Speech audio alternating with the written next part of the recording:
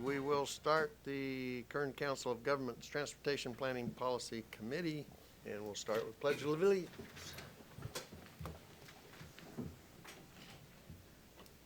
Salute, pledge.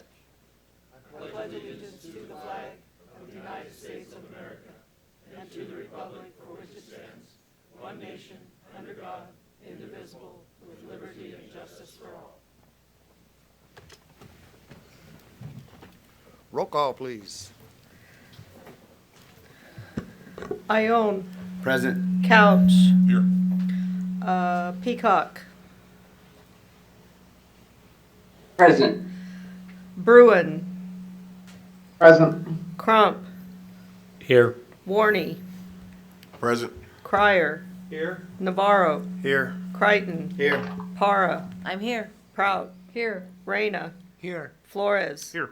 Bob Smith. I'm here. Phil Smith. Here. Solorio Ruiz. And Trujillo. Thank you. Thank you. Public comments. This portion of the meeting is reserved for persons to address the committee on any matter not on this agenda but under the jurisdiction of the committee.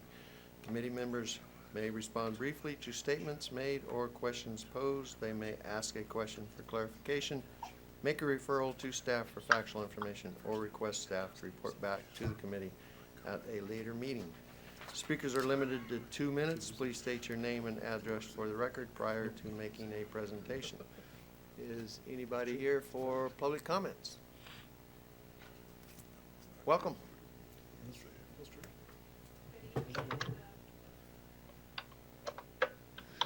Good evening. My name is Lauren Skidmore. I am a resident of Kern County.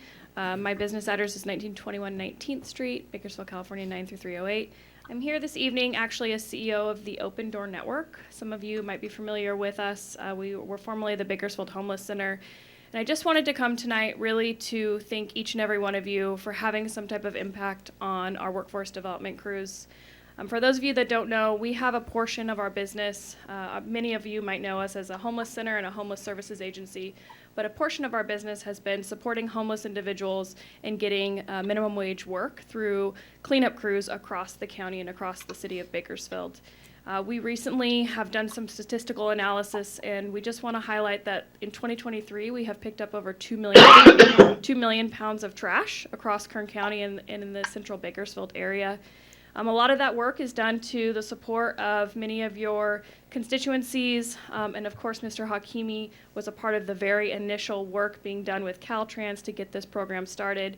And I just wanted to come to you all this evening to thank you for really making a change in the way that we support homeless individuals across our county and seeing that they all want to have an option at workforce development, that they too want to have pride and income in the way that they perceive their lives once they transition out of shelters, and that we are doing that today. We have over 150 individuals that are currently or formerly homeless individuals that are hired on as part of our workforce development crews.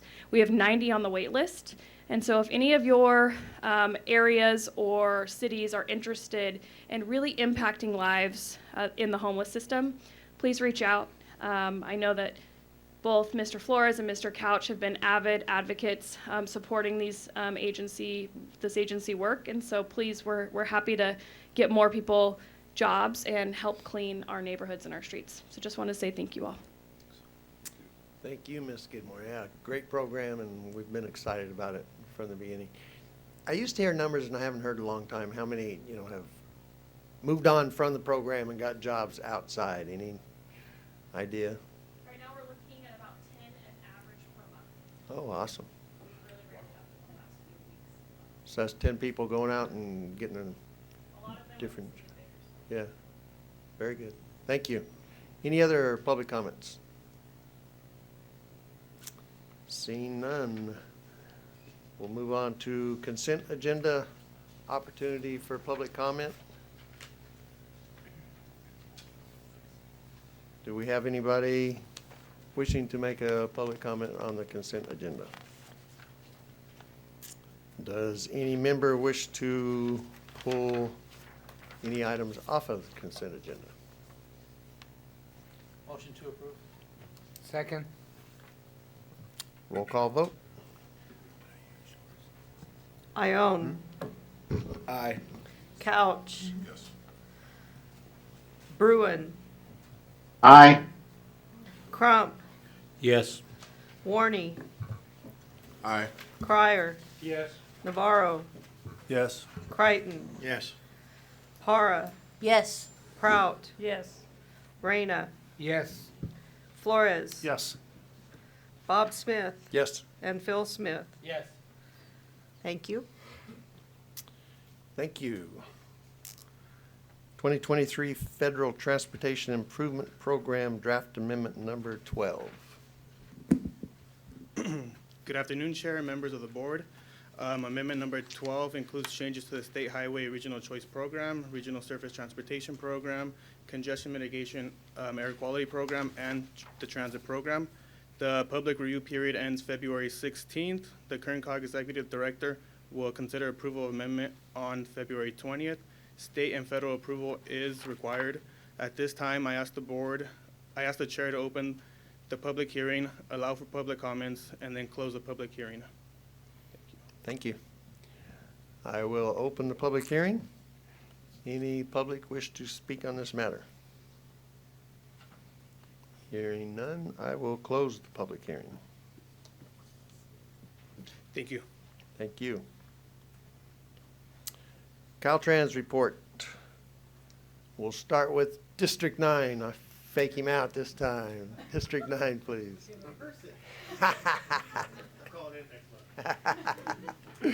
And we have Marguerite Ritter giving the report. Thank you so much. I'm going to give Maggie a little practice with public speaking. As you might remember, Maggie is our regional planning branch chief. So she covers all of Mono, Inyo, and Eastern Kern counties, along with her staff member, Rick Franz, who is our regional planning liaison to work directly with Kern COG, California City, Tehachapi, Ridgecrest, and so forth. Maggie?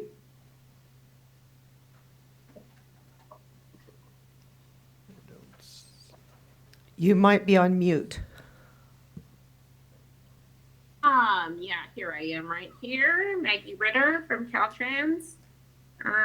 Just navigating here. Okay,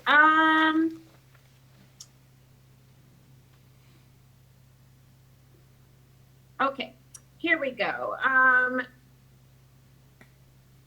Here are the District 9 talking points. Let me go here. Give me one.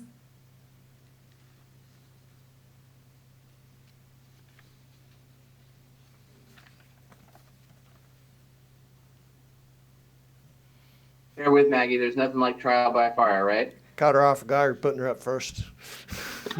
Yeah, you did put me off guard a little bit. Yes.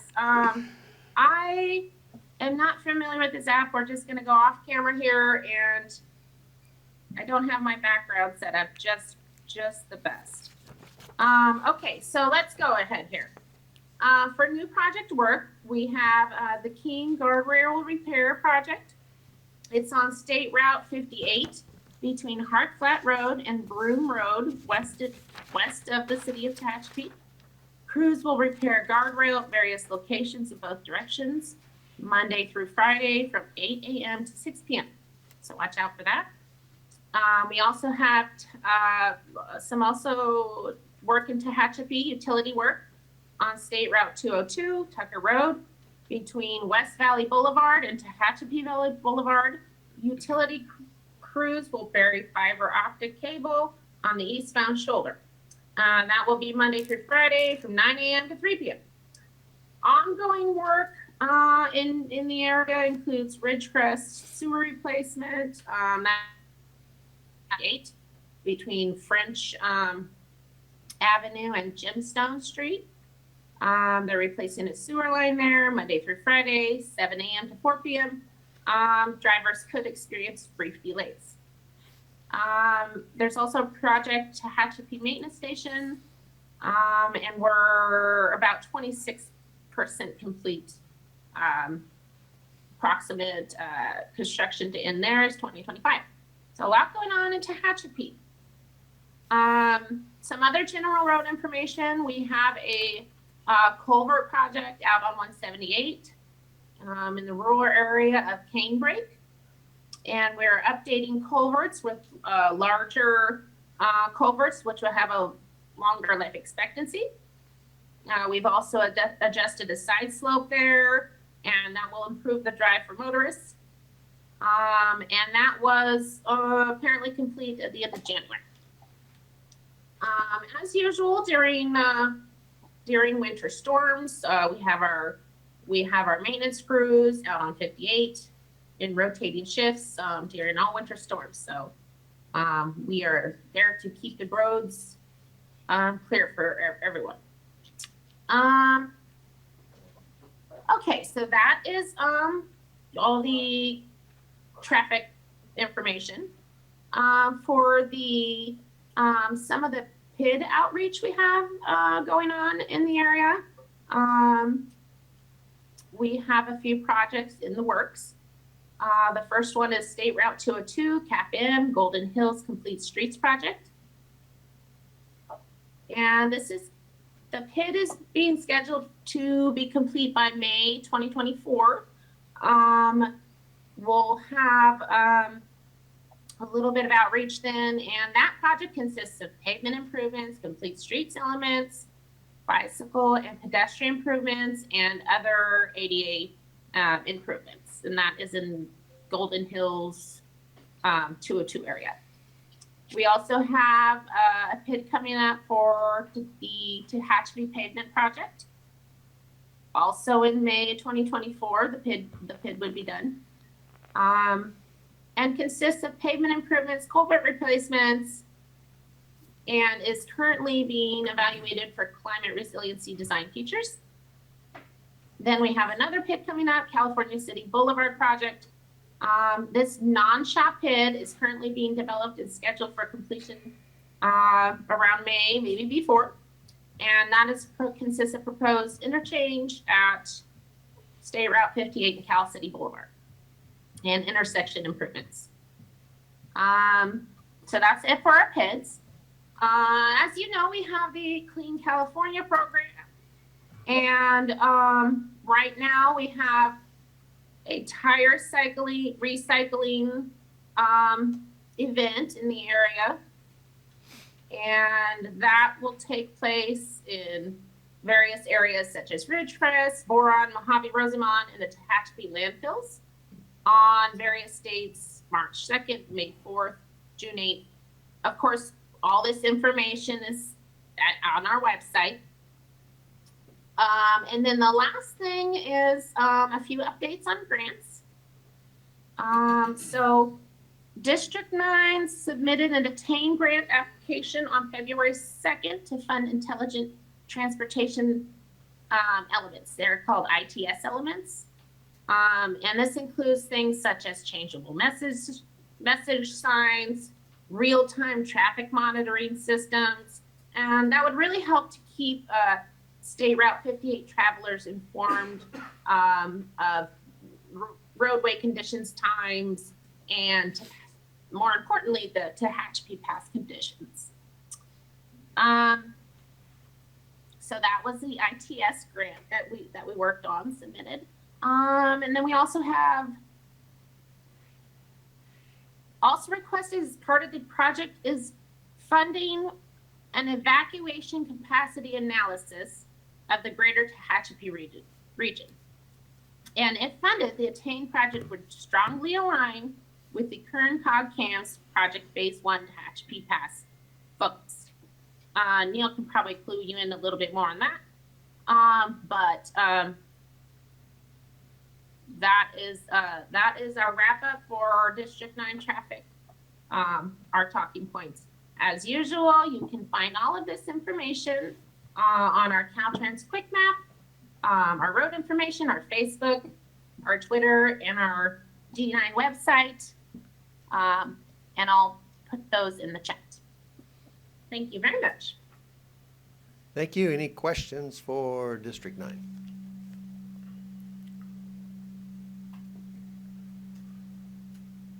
Mr. Smith, you always have comments on District 9. I am very happy with the way things are proceeding. Thank you for all your efforts up there. Thank you. Okay, And we just met Mr. with them in our office in Tashby, so things are moving along. Very good. A lot of communication. Mr. Navarro, All right, thank you, Chair. Good thanks eve- for coming down in person. Thank you, good evening, and, I'm used to getting picked on by Mayor Crump here, but it hurts a little more when you do it for some reason. I think I'm just accustomed to it, I guess, but anyways, I think I'm having microphone issues. Is that better? I did want to congratulate the city on the ribbon cutting they had last week for Centennial Corridor. I think it was the biggest ribbon cutting I've ever attended in my Caltrans 24-year career, so it was great to be a part of that. I know there's a lot of interest on when we could actually drive on that pavement. My understanding in our conversation with the city, our construction team, is they're expecting to have the east-west portion open. They're planning on this Saturday, but it might be about a week or so until the actual connection to 99 is available to the motoring public. So looking forward to that. Clean California, so on February 21st, we'll be having there'll be a ribbon cutting for the Heritage Park Beautification Project for their groundbreaking. Also, just wanted to share that part of the Clean California Transit Program, Kern Regional Transit did get their notice to proceed. It's been executed for them to install additional bus shelters. Also upcoming, we've been talking about the Road Diet Project on State Route 204. That package, I indicated a couple months ago, that was repackaged and advertised, so bids will be open March 6th. Then we can award the contract, and we're looking at probably about 70 working days once that thing starts. So it'll go pretty quick once we start construction here, late spring, early summer. Same with the Garcia Circle project. That one got held up a little bit, but been released from legal. So that project was awarded to actually the second lowest bidder was selected. We're just waiting some final documents from the contractor to get that awarded and moving. There's also another Clean California project, the McFarland Delano project, which is a walking path. That project will be going to construction next week. And then the 99 California Avenue project, that was awarded end of January. That's going to involve some fencing underneath the bridge and some mural on the abutment wall. That project will be here. It was awarded and will be starting construction soon as well. As for projects, there'll be a commuter alert going out most likely tomorrow if it didn't go out today already on State Route 155. There's going to be some culvert work up there. These are prefabricated, so there's going to be some closures starting Friday at 5 p.m.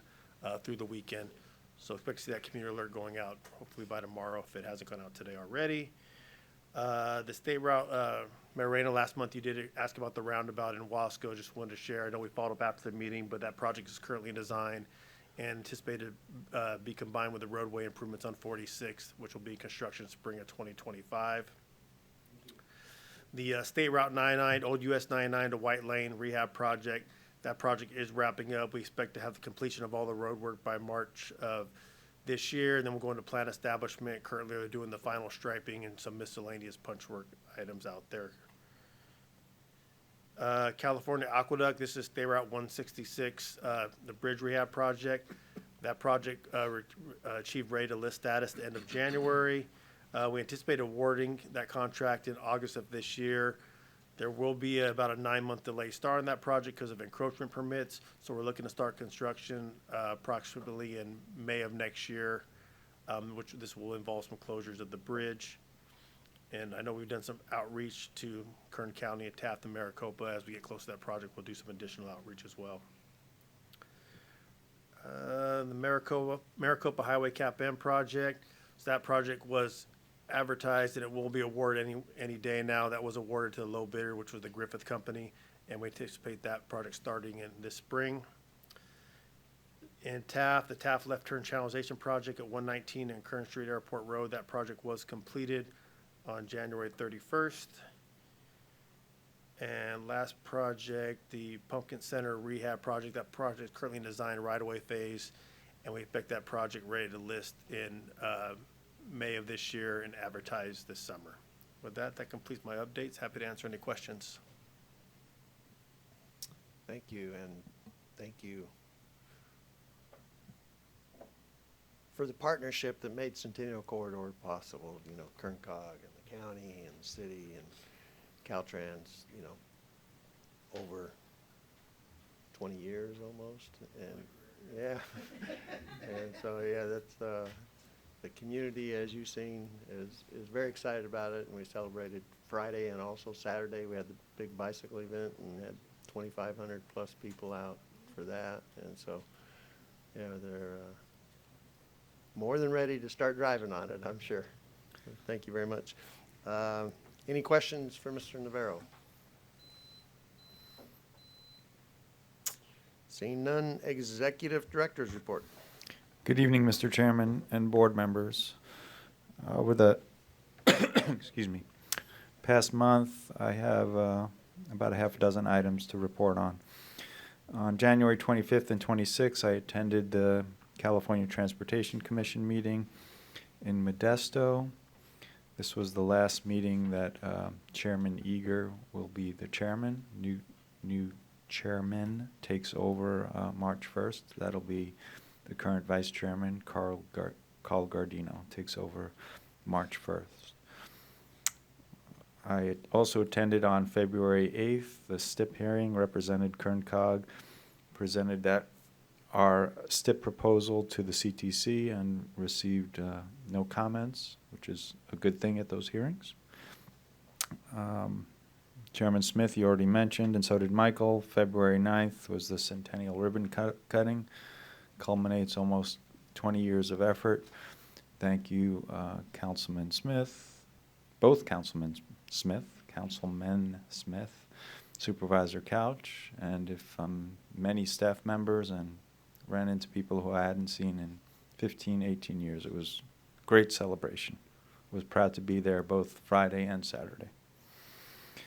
The next California Transportation Commission meeting is on March 21st and 22nd. We have a board meeting on March 21st. I will not be attending the CTC meeting, but we will have, Kern COG will have staff there. We will have items on the agenda, and we will also reintroduce ourselves to the new chairman, Gardino. Over the past month, I've continued, and we have continued discussing the two missing connectors at State Route 99 and 58.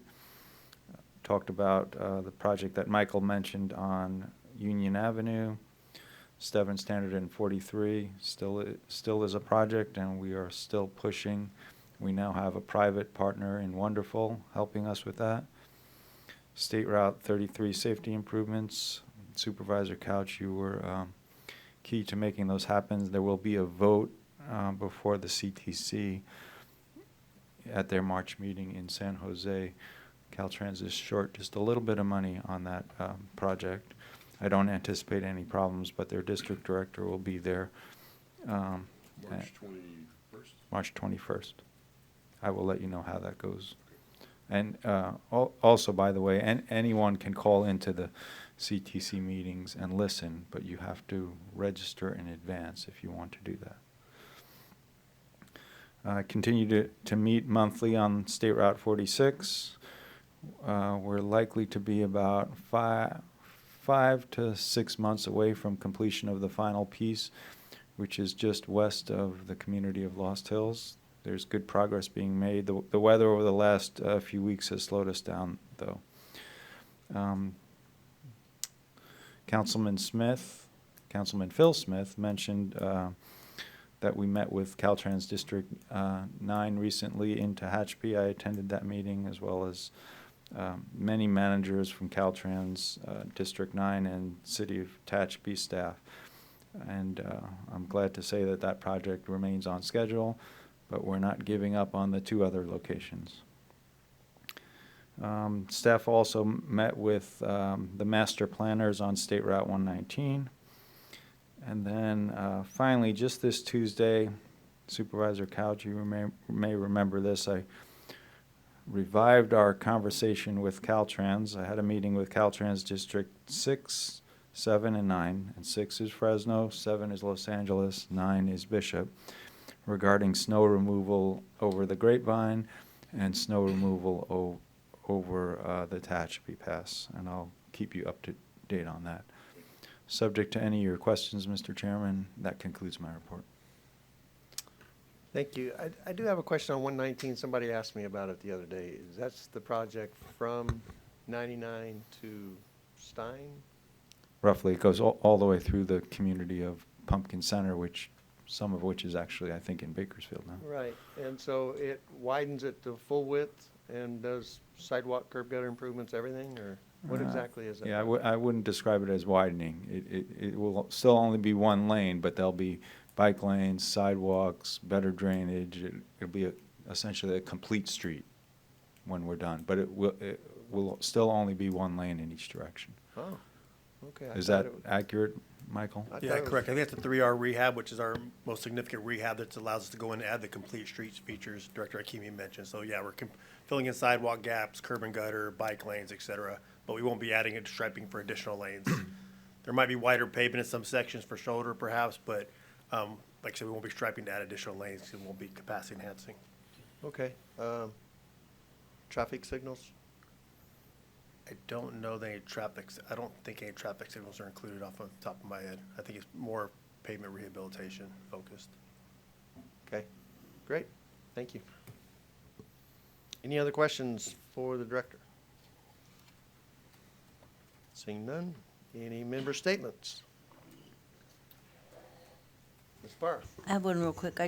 She's not here tonight, but I just wanted to say that next Tuesday will be our CEO, Ms.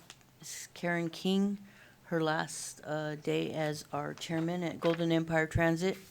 She will be greatly missed, but we feel like we have chosen a person to replace her that is going to get into the next level, and I think some of you have met him already, but there will be a meet and greet that we will be sending a invitation to those of you who would like to attend. So I just wanted to mention that Karen will be greatly missed. Thanks. Thank you. Any other statements? Seeing none, we will adjourn that meeting and open the Kern Council of Governments meeting. Roll call is the same. And public statement rules are the same. Do we have any public comments for this meeting?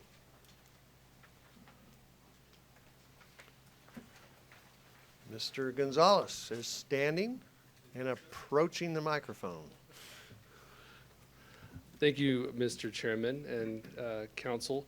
My name is Andre Gonzalez, and I represent Ward 2 in the city of Bakersfield.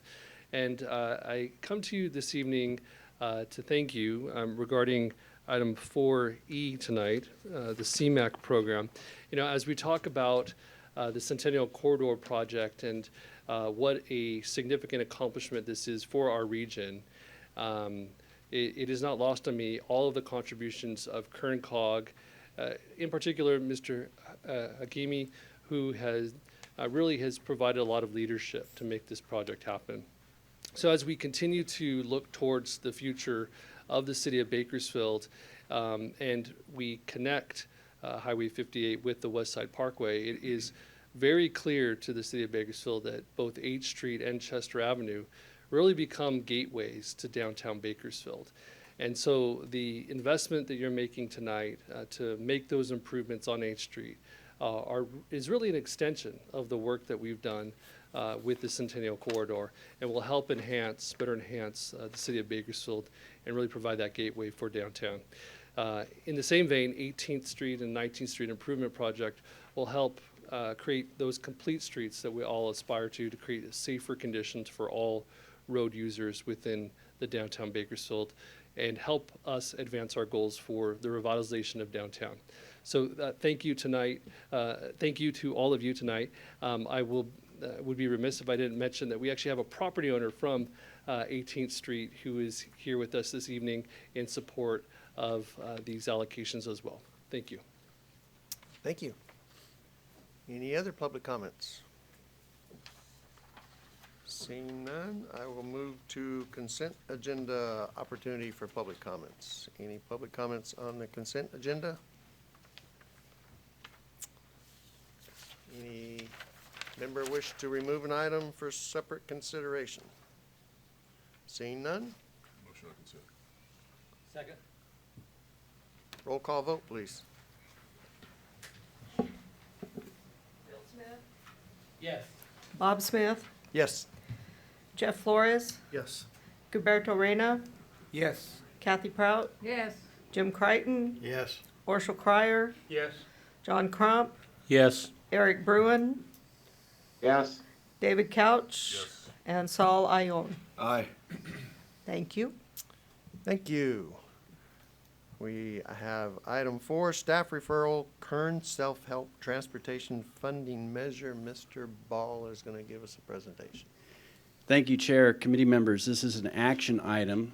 Staff is requesting direction. I'll present 2 potential approaches, but item is for discussion, and staff is just looking for general direction, so it may not have to be one of those 2 approaches. So last month, Councilmember Marisol Ione requested that staff provide a report on how Kern County voters could consider adopting a special sales tax for transportation. Kern is the largest county in California that has yet to pass a local sales tax for transportation. Counties that have passed sales tax measures are commonly referred to as self-help transportation counties. Recently, or this fall, there are some laws that will be on the ballot related to establishing a self-help transportation measure. So the law is currently in flux, but the 3 initiatives that are on the ballot could change the current status of special taxes, which require a 2/3 vote, and the general tax, which only requires a 50% vote of the voters there to do that. The 3 laws, the first one would lower the 2/3 vote for general or for special taxes, such as a transportation measure, down to 55%. The second law would actually raise the 50% threshold for general taxes up to 2/3. And the third law would require the second law to be passed with a 2/3 vote. So if you followed all of that, it's basically going to be very interesting in how that is implemented. Some folks have predicted that all 3 will probably fail and things will stay as they are because of the confusion that those 3 will create on the ballot process.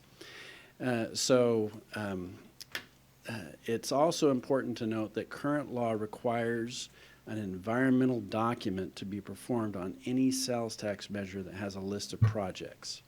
In 2016, there was an effort to begin to create a sales tax measure, and there was a supplemental environmental document that was done on the list of projects in the RTP, and that regional transportation plan was essentially what was used for that 2016 effort that never made it to ballot.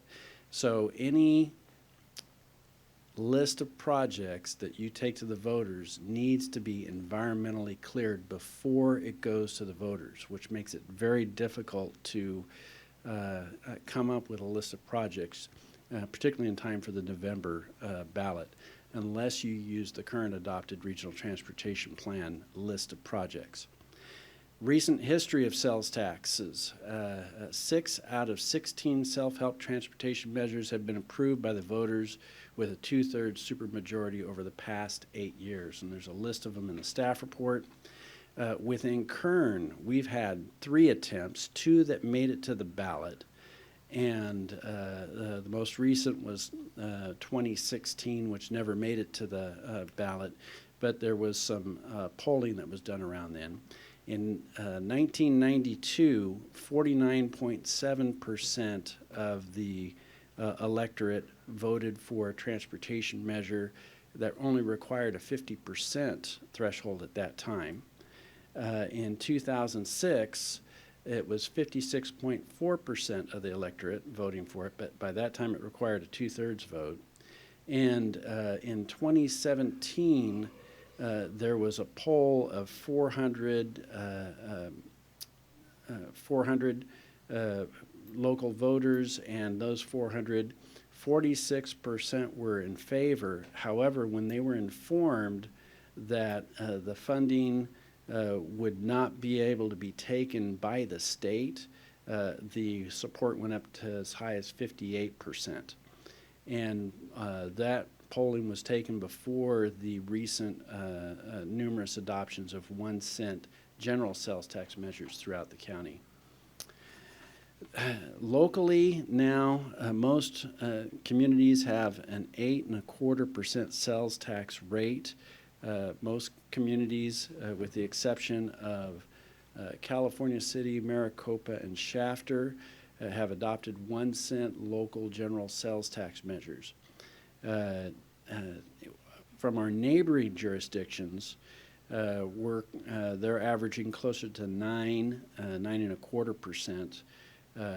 For example, Santa Clarita is 9.5%, Lancaster is 10.25%, and Morro Bay or San Luis Obispo is 8.75%.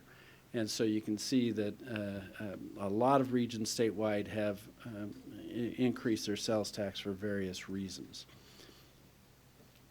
Right now, the funding sources that are mostly used for our transportation is gasoline tax. And back when gasoline tax was topping out about $5.75 a gallon, about a quarter of that those funds went to local roads, transportation projects. Right now that it's settled back down to, a little over $4 a gallon, that is closer to about 1/3 of that $4 a gallon. And the reason that varies is because a portion of the tax is a flat tax. And so that portion isn't varying. So the amount of gas tax we pay varies based upon that. It also varies in the amount that we collect because more people are driving electric vehicles. And although there is some funds that go in through registration, it's not nearly enough to cover their use as well. If the funding were directed from a sales tax measure, roughly about $86 million per year over 26 years, and half of that was put towards road maintenance, it's estimated that we could reduce a $206.5 million maintenance backlog in the county within 5 years, increasing our pavement condition index from 63 out of 100 to 80 out of 100 in just in that short amount of time. A sales tax measure would cost a household about $269 per year. However, better maintained roads would save an average household 8% to 22% in vehicle maintenance, or about $518 to $1,423 per year.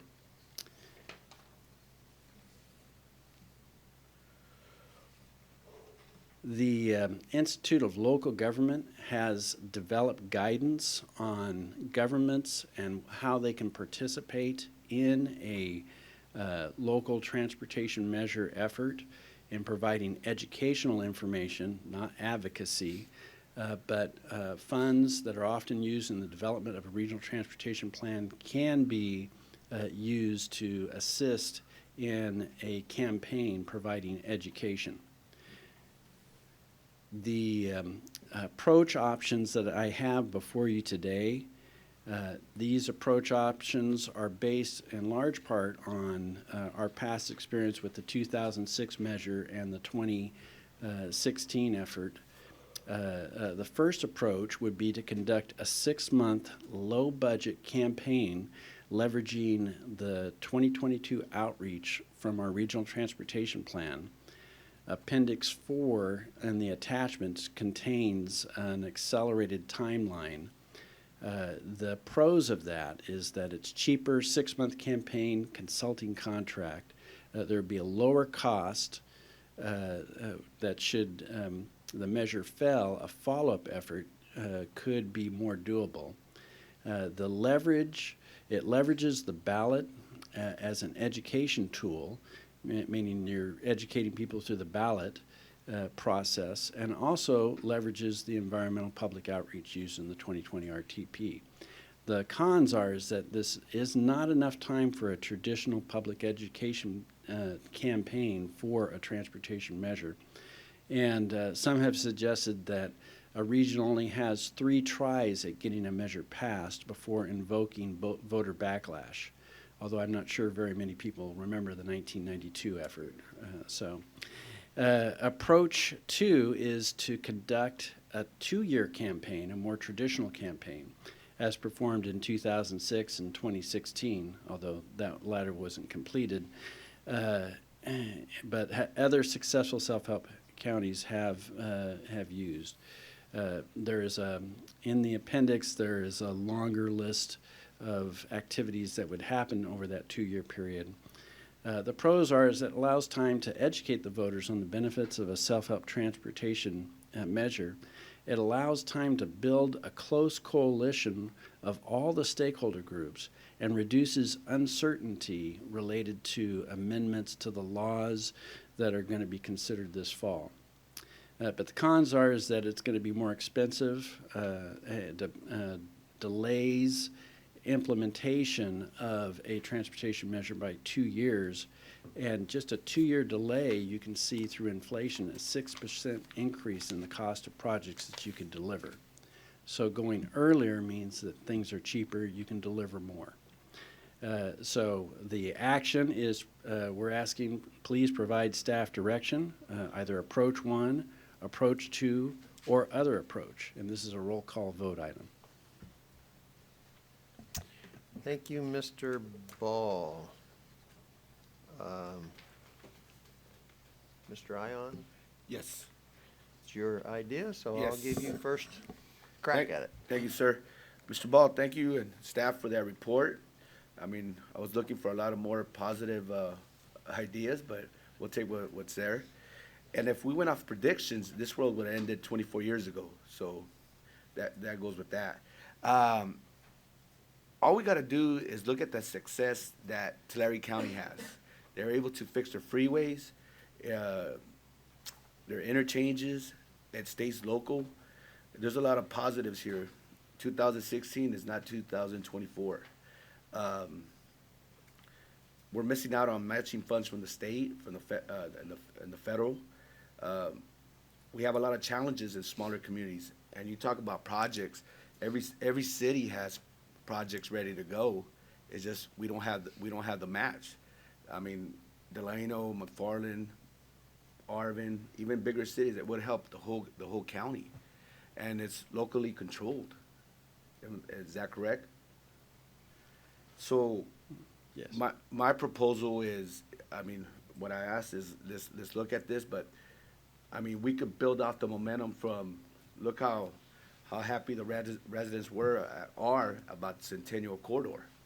You know, you could show the voters, hey, we're using your taxpayers' money for infrastructure and the needs of all the citizens and residents that live in the county. So, I mean, that's there's a lot of positives for the county as far as to try to pass this. And if they're confused regarding what measure, and if we were asking for 2 years later, that's going to extend everything else, inflation, and who knows where we're going to be at. So why not attack the needs, not the wants, the needs that all the communities in Kern County need. So, thank you, Chair. Thank you. Maybe this for the attorney. So the measure on the ballot that reduces the requirement to 55%. If that passes, would we be subject to that, or would we be subject to the 2/3 if we went right now? So if it went right now, it would be,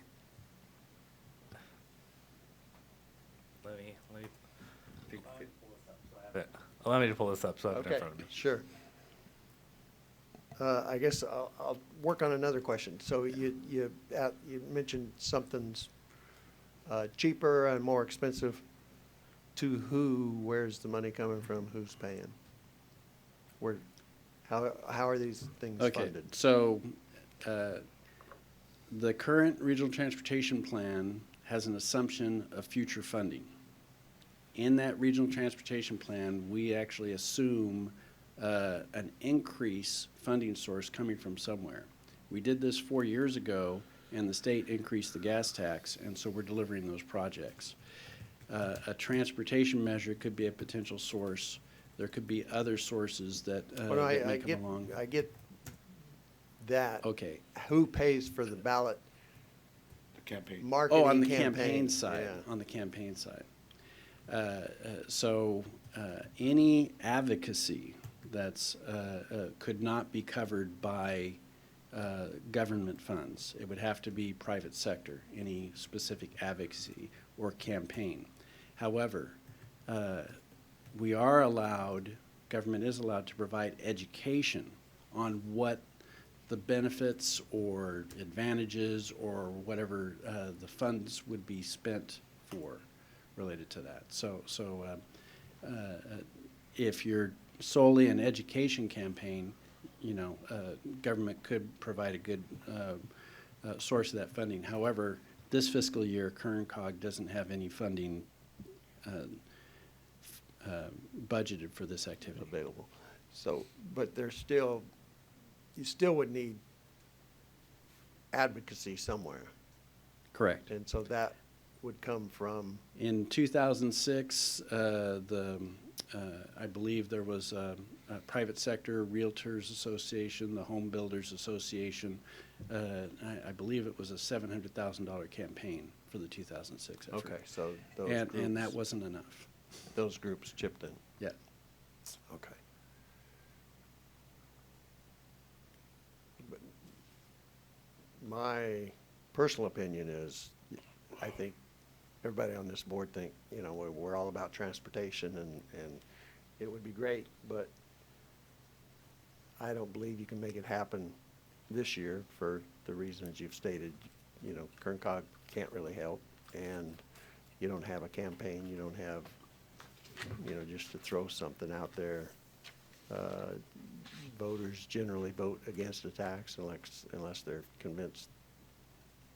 And so the education campaign, and plus, we don't know yet whether it's 2/3 or 55%. Just kind of related to that earlier question, I spoke with the Self-Help Counties Coalition Director, and he said that any ballots that would be on the ballot at the same time as those other three ballots, however that vote came out, that measure would be subject to however the vote came out. Oh, okay, so if the 55% passed, then Yes. 55% would be it? Mhm. Okay, and if it didn't, then it would be 2/3. So you really don't know what you're shooting for as you're going forward. So I guess my So feel. I can follow up on that a little Okay, more. great. So if there's one measure that if it passes, the threshold will be 55. There's another measure that if it passes, the threshold would be 2/3. As it is right now, it would be the 2/3, but if it were a voter petition, it would be 50%. And how many, can I jump in there? Sure. And how many signatures, do you recall this, is like 20% of the people that voted in the last. I don't gubernatorial recall off election? the top of my head, but it's something substantial. Yeah. 15 or 20, yeah. Can I jump in there? Sure. So if we were to move now, sorry, do something now, because you need an EIR to cover it all, right? We would have to do only what's on the, which list did you mention?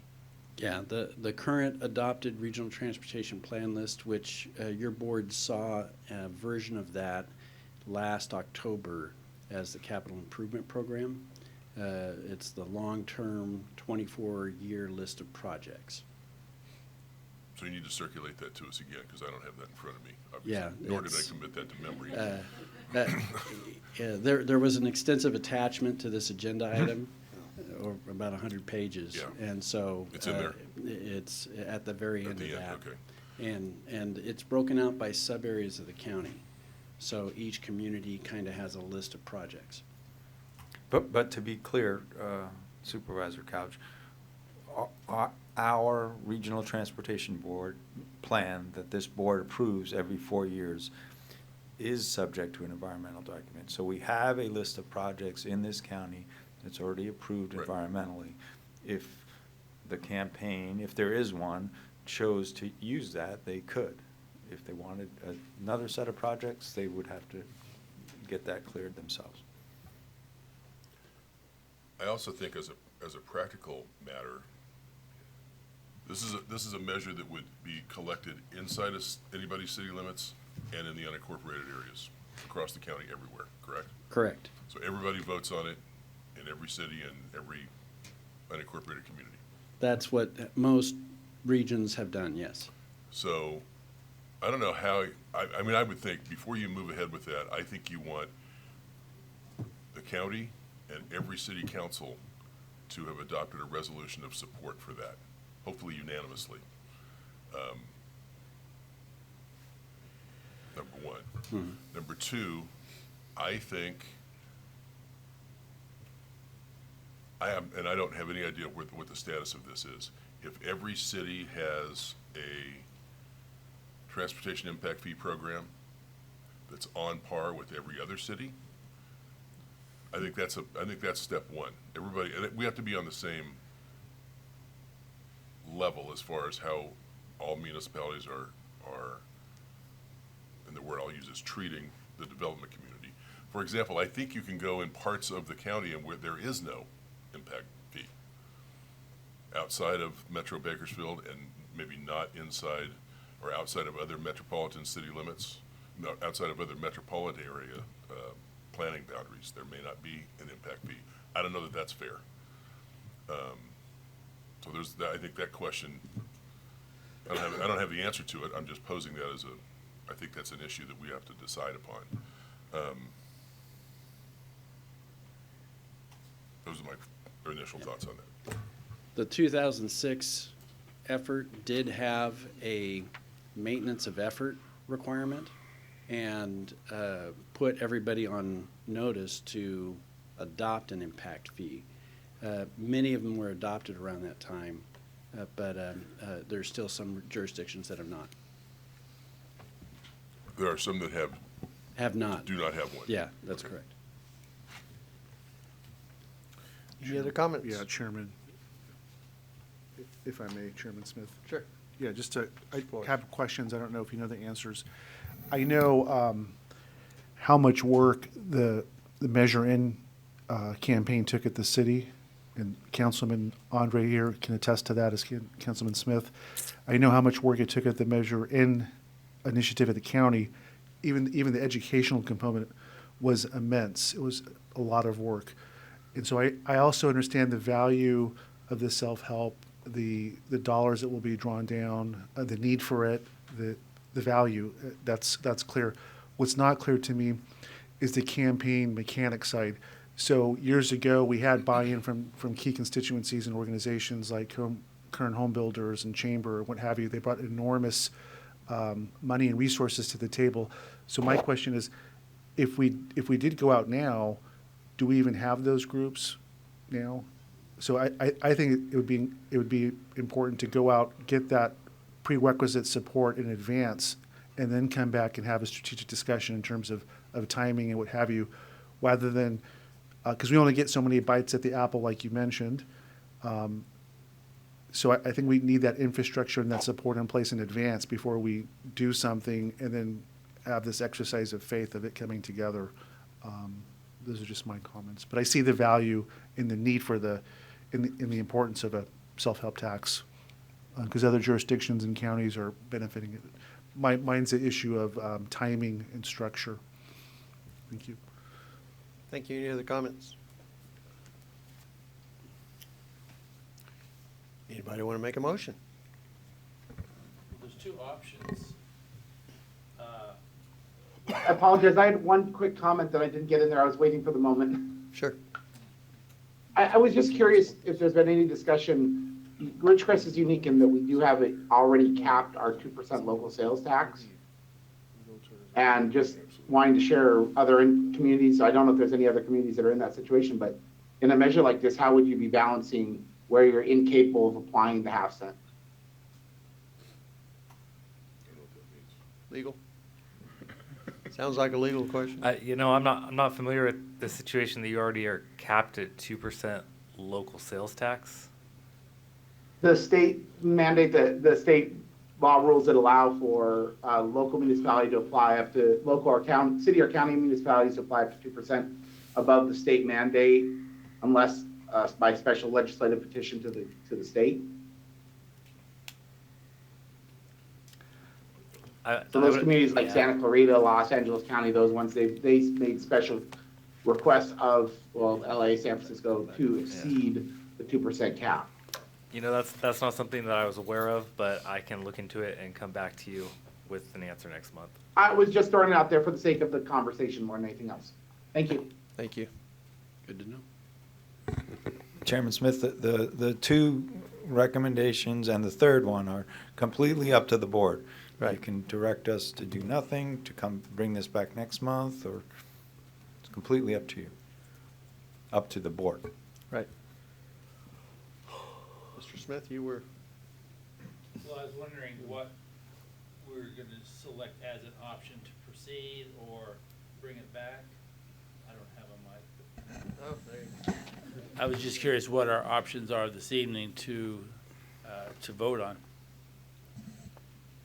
Yeah, I think the two options are, Or we can just make one up, but we can go on our own. I guess I will make a motion that we continue the discussion, I guess, basically approach two to keep talking about it and think about 2026 as an opportunity, and to reach out to the community and see if there is, as Mr. Flores stated, any willing groups or advocates in the area. I would second that. Roll call vote, please.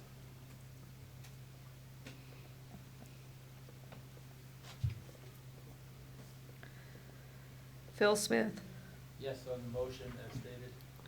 Bob Smith, Yes. Mr. Flores, Yes. Reyna, Yes. Prout, Yes. Crichton, Yes. Crier, Yes. Crump, Yes. Bruin, Yes. Couch, Yes. and Ione. No.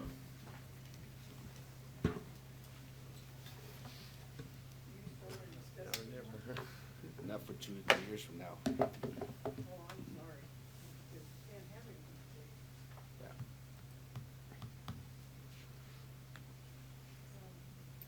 Okay, Executive Director's report. Good evening again, Mr. Chairman and board members.